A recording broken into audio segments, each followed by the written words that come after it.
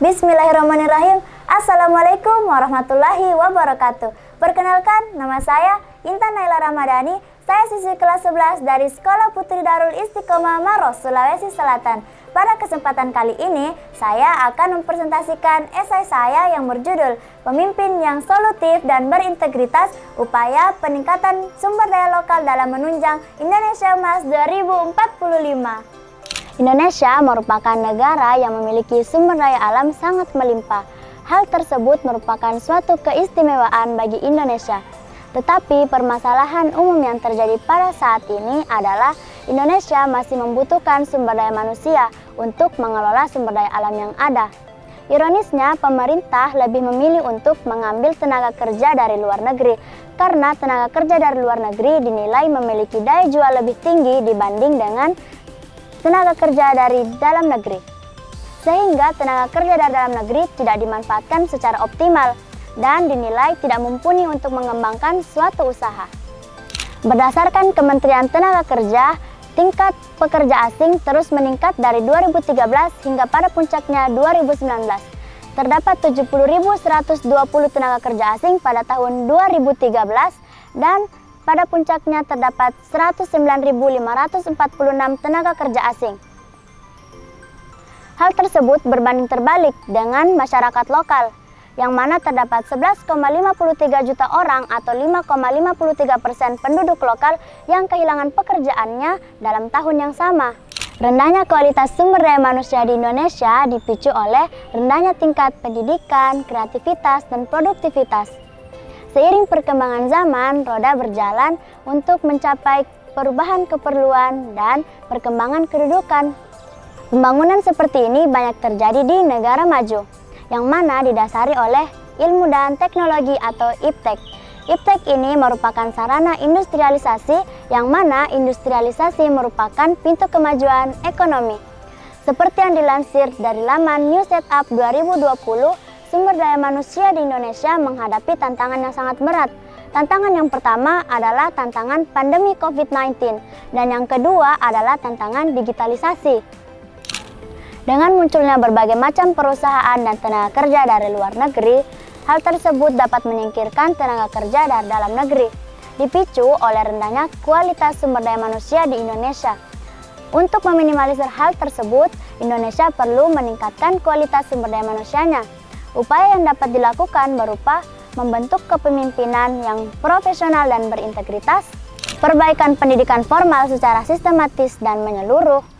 Yang ketiga, penguasaan bahasa asing untuk membantu tenaga kerja dalam mengembangkan suatu perusahaan. Yang keempat, penguasaan ilmu teknologi dan informasi sebagai arus melawan industrialisasi.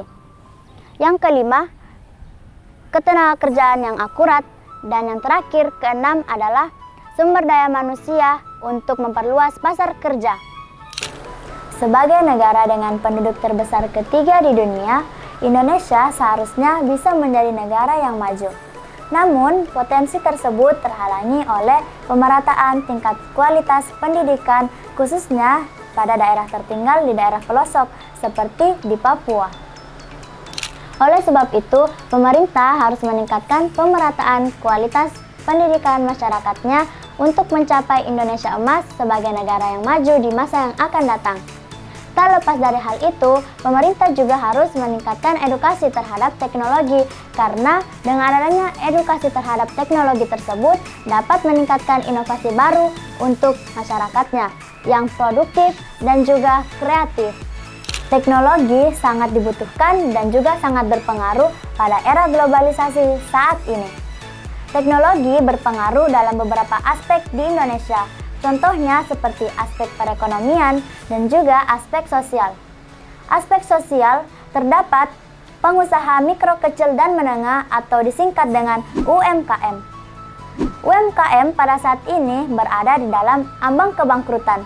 Seperti yang dikatakan oleh Ketua Asosiasi UMKM Indonesia bahwa pihaknya mencatat sebanyak 30 juta UMKM mengalami kebangkrutan dari total 63 juta UMKM.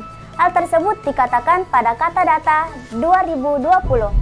Oleh sebab itu, hal tersebut seharusnya bisa menjadi atensi pemerintah untuk mencarikan solusi yang lebih baik lagi bagi UMKM. Namun, ironisnya, pemerintah lebih mengedepankan masalah politik dibandingkan masalah sosial rakyatnya. Hal tersebut yang menjadi hambatan bagi kemajuan sumber daya manusia yang ada di Indonesia. Jika pemerintah lebih mengedepankan masalah perekonomian rakyatnya dan masalah sosial rakyatnya, mungkin Indonesia satu langkah lebih maju menuju Indonesia Emas 2045.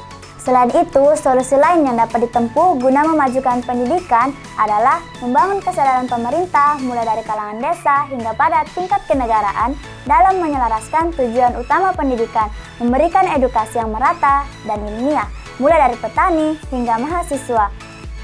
Hal ini dapat menunjang pertumbuhan kualitas masyarakat. Pemerintah dianggap perlu melakukan sabotase pada TKA yang memiliki kemampuan setara dengan masyarakat lokal agar motivasi pada kalangan masyarakat semakin meningkat. Adapun bentuk upaya paling real yang dapat membantu pemerintah dalam penyamarataan pendidikan ialah dengan membuat kelas belajar pada setiap daerah pedesaan dan dilakukan evaluasi setiap triwulan. Kelas belajar yang dimaksud bukan lagi pendidikan formal layaknya sekolah, tapi merupakan pendidikan siap kerja yang dikelompokkan sesuai bakat pada setiap individu. Tentu dengan mempertimbangkan usia, utamanya pada masyarakat dalam usia produktif.